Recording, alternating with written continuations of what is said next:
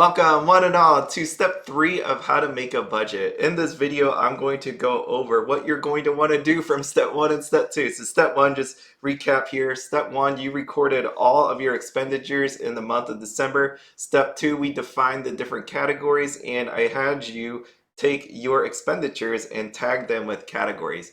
This third one is actually taking those actual expenditures and shoving it into a template and app, whatever you want to use. It's your choice. What I did was I took my spreadsheet and made a template for you. So if you want to use this, check it out. It's really big. I know there's a lot going on in it, but I think it's one of those ones where if you use it once or twice, you'll figure it out. It'll be clockwork and it doesn't take too much to update it month to month. The parts of the template that I want you to fill out for this exercise is this top one. We got income and paychecks. You're going to want to write down what you made for the month of December. Just shove it up there. It'll add it all up here for you. This ideal spend for the month, you do not want to fill this out yet. What we're going to do is we're going to back into your ideal spend in the future. And we're going to do it the actuals first and then go talk about the actuals and then come back and look at what you want to estimate for the ideals. So right here, this ideal spend for the month, you're going to skip. This variable spending, you're going to skip too because this is your ideal. What you're going to do, what you're going to want to do is move down here to this actual section. This actual section starts at this row. You can see this big blue bar. As always, you can update these different headers. You can change the different categories if you don't want to call it mortgage. What I actually did here for you, if you could see this, on this spreadsheet, it says A16 right here. So I'm referring back to this. So if you look at mortgage and you don't like mortgage, it's actually supposed to be rent. You could change it to rent and this entire spreadsheet will update to say rent. That's how I wanted to make this for you. You can customize this, you can change colors, you can do whatever you want. It is on this Google Drive. You can go and download that. You won't be able to edit it right from the drive, but you'll be able to download it and do whatever you want with it. So right here, you don't have to change the dates. I didn't change them at all. I actually threw in some numbers as well, just to keep my mind sane that I was actually referring back to the correct cells, that I wasn't missing anything or anything like that. There could be some errors still, because I was just making it really quick, but all in all, I think it should work here. As you can see here, you're going to want to fill this out. You're going to just take everything you had and put it in these categories. So actuals, you have gas, car maintenance. The other thing I did was I added some extra lines for you. So there's these extra categories. If you have something else that I don't have, you have kids. I don't have kids. I don't have the benefit of writing down these other things that they may have to do. This could be debt as well, other debt. Like I had the mortgage, but really, if you have student loans, if you have credit cards or something like that, you're gonna want to write it down up in there. We have these buckets. So what I want to describe what these buckets are what I described last time as, you know what's going to be paid at some point, but it's not this month. So what I've always done was I've allocated money for just take a little bit out each month in order to pay it in the future. When I actually do pay it, you can see it right here. So I had a car wash, I had some car maintenance here. You'll see a 2 here. What actually happens is once you type that 2 in, I'm going to scroll all the way down how this thing actually works. What we do here is we have this actual. And for this budget that I created, we're going to say that $25 is going to be what I budget every month to come out of my monthly budget for car maintenance as like a holding. You can see right here is that $2 that we spent. I spent $2 and overall what I get here is the carry forward.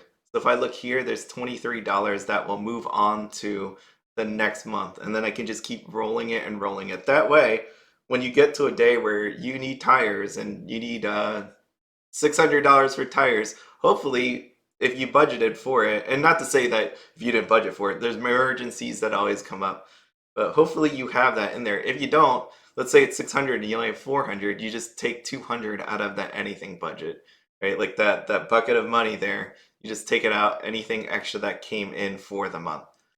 And this is how we're going to do it. So all these buckets that you see labeled here, they are all taken out at a fixed amount. We account for them in the spend, and then you see how much carries forward. With that carry forward, I also ask that you write in your bank account how much money you have in your bank account. That way, when we add up all these different buckets of money, even though you have $10,000 in your account, you subtract out this bucket amount, and then you realize that no, I don't have 10,000. I only have 9,562.90. That's how these buckets work. It's one of those, it's again, just think about this envelope method where you put like $20 in an envelope. That money is allocated to whatever envelope you titled it to be. This is the exact same thing. Instead of using envelopes, we're just leaving it in the bank. You're not going to grab it. You're not going to use it for, like that car means you're not going to use it to buy plants or something. I don't know. Like I'm looking around, I see a bunch of plants that my wife has. You can see them kind of sporadically around here. Oh, you're not going to use it for house improvements or anything like that. That is allocated the car. So freely in your account you have 9,562. 437 of this 10,000 is to all these other categories. And that's really all there is to this budget. You just fill it in, and you're going to start noticing that once you get down here, once you fill these, so here's like I said, these extra budget categories. If you don't need them, just delete them out. It's okay. If you want to use it, then you just update, like I said, update anything up in here. If you haven't really used the spreadsheet before, feel free to send me questions. My email is in the description. I don't mind at all. I don't mind helping you at all. Just again, remember, I'm not a financial advisor, so I can give you help from a person to person level, not from a professional level. I don't do any of that sort in my daily life at all. I just don't. But if you want to make any changes, if you want to use these categories, all you again would have to do is go up here, up into this ideal section, and just change it.